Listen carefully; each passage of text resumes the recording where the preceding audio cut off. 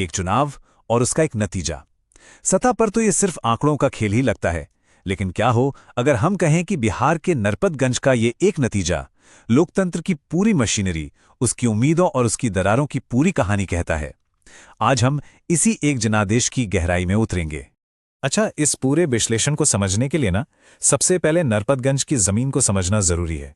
ये बिहार के अररिया जिले में पड़ता है, एक ऐसा इलाका जिसकी अपनी एक अलग ही सामाजिक और राजनीतिक बनावट है, और यही बनावट यहाँ की राजनीति पर सीधा असर डालती है। और यही सवाल हमें सिर्फ नतीजों से आगे देखने पर मजबूर करता है। क्या ये बस जीत हार की कहानी है, या फिर इन नंबरों के पीछे इस इलाके की उम्मीदें, डर और समाज की गहरी दरारें छिपी हुई हैं? चलिए इन्हीं आंकड़ों के पीछे की असली कहानी को समझने की कोशिश करते हैं। किसी भी चुनावी कहानी की जड़ें वहां की जमीन और लोगों से जुड़ी होती हैं, और नरपतगंज में तो राजनीति को यहाँ के भूगोल और समाज से अलग करके देखा ही नहीं जा सकता। तो सबसे पहले चलिए यहाँ की सबसे बड़ी ताकत को समझते हैं, नदी को। कोसी को बिहार का शोक कहते हैं, और यहाँ के लिए ये सिर्फ एक नदी नहीं बल्कि जिंदगी की सच्चाई है। एक तरफ ये खेतों को सींचती है, तो दूसरी तरफ जब उफान पर आती है तो सब कुछ बहा ले जाती है। ये जो लगातार बना रहने वाला संकट है यही लोगों की रोजी रोटी तय करता है, उन्हें काम के लिए बाहर जाने पर मजबूर करता है और सरकार के खिलाफ लगातार शिकायतें पैदा करता है। अब जरा यहाँ की आबादी पर नजर डालिए। माहौल काफी ध्रुवीकृत है, लगभग 70% हिंदू और 29% मुस्लिम आबादी।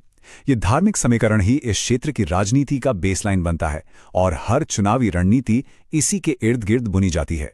लेकिन कहानी सिर्फ धर्म पर खत्म नहीं होती। जाति की अपनी पेचीदगियां हैं। यादव समुदाय का दबदबा है तो वहीं मुस्लिम आबादी भी नतीजों पर असर डालने की ताकत रखती है। पर असली खेल तो अक्सर हाशिए पर मौजूद समूहों के हाथ में होता है, जैसे अति पिछड़ा वर्ग यानी ईबीसी और महादलित मुसहर समुदाय। इनका वोट किसी भी तरफ जा सकता है, और इन सबके ऊपर रोजगार की कमी की वजह से जो लोग बाहर काम करने जाते हैं वो वोटिंग पैटर्न को और भी इम्प्रिविजिबल बना देते हैं। तो इस सामाजिक और भौगोलिक बैकग्राउंड को ध्यान में रखते हुए चलिए अब सीधा 2025 के चुनाव के ठोस आंकड़ों पर आते हैं। ये नंबर हमें कहानी का पहला सुराग देंगे। आंकड़े कहानी को बिल्कुल साफ कर देते हैं। एक तरफा जीत। बीजेपी उम्मीदवार देवंती यादव ने आरजेडी के मनीष यादव को एक बड़े मार्जिन से हराया। ये सिर्फ एक जीत नहीं थी, ये एक निर्णायक फैसला था। और ये जो जीत का अंतर था, ये कोई मामूली नहीं था। 25,353। इतने वोटों का फासला साफ बताता है कि यहां सिर्फ एक चुनावी लड़ाई नहीं थी, बल्कि कोई गहरी राजनीतिक लहर काम कर रही थी। हमारा काम है इसी लहर के पीछे के कारणों को समझना। और यहीं पर एक हैरान करने वाला आंकड़ा सामने आता है।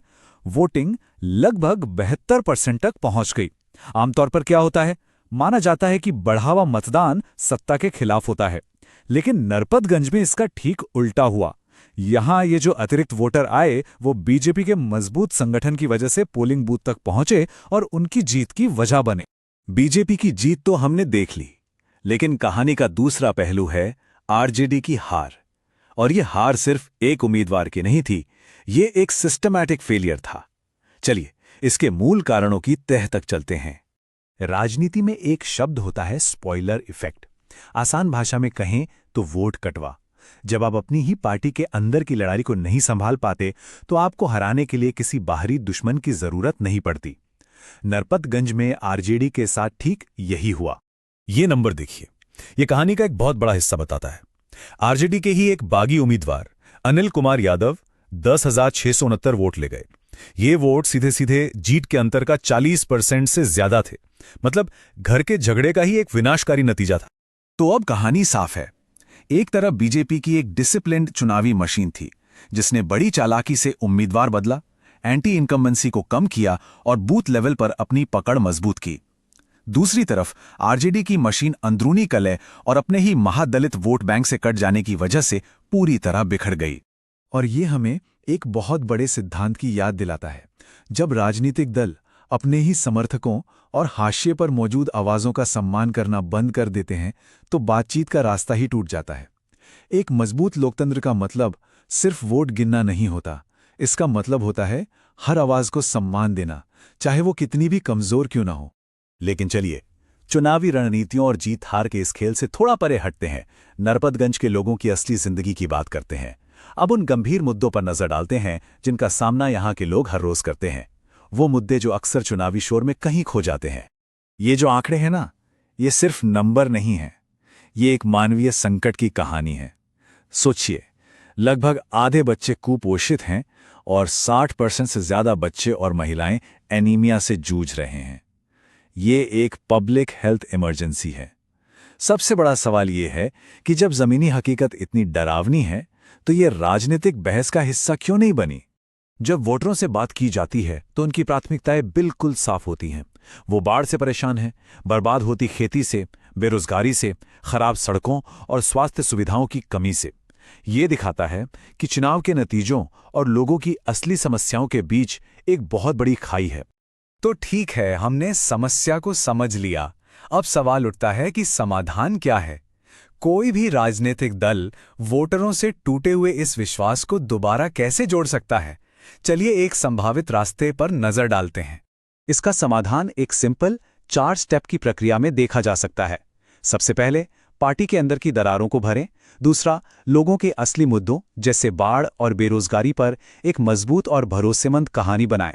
तीसरा, पुराने वोट बैंक से आगे बढ़कर नए सामाजिक समूहों तक अपनी पहुंच बनाएं। और आखिर में ये सुनिश्चित करें कि चुनाव के दिन आपके समर्थक वोट डालने जरूर आएं। विश्वास को दोबारा बनाने के लिए लीडरशिप में बदलाव की सख्त जरूरत है, खासकर महादलित और ईबीसी समुदायों के साथ। एक ऐसे नेता की जरूरत है जो गुटबाजी से ऊपर हो, जिसका रिकॉर्ड साफ सुथरा हो और जो जमीन से जुड़ा हुआ हो। अब इस विश्लेषण के आखिर में हम नरपतगंज के चुनावी नतीजों से आगे बढ़कर लोकतंत्र की एक बड़ी और ज्यादा महत्वपूर्ण तस्वीर को देखते हैं, सम्मान की राजनीति। क्योंकि सच्चा प्रतिनिधित्व सिर्फ वादे करने के बारे में नहीं है, ये विश्वास बनाने के बारे में है। ये इस बात का सम्मान करने के बारे में है कि हर नागरिक क्या चाहता है और उसकी सहमति के बिना उस पर कुछ भी थोपा ना जाए।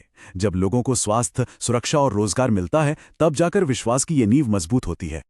और अंत में हम आपको इस एक सवाल के साथ छोड़ जाते हैं। जब राजनीति सिर्फ जीतने का एक समीकरण बन जाती है, तो क्या हम उन लोगों को भूल जाते हैं जिनकी सेवा के लिए ये पूरी व्यवस्था बनाई गई है?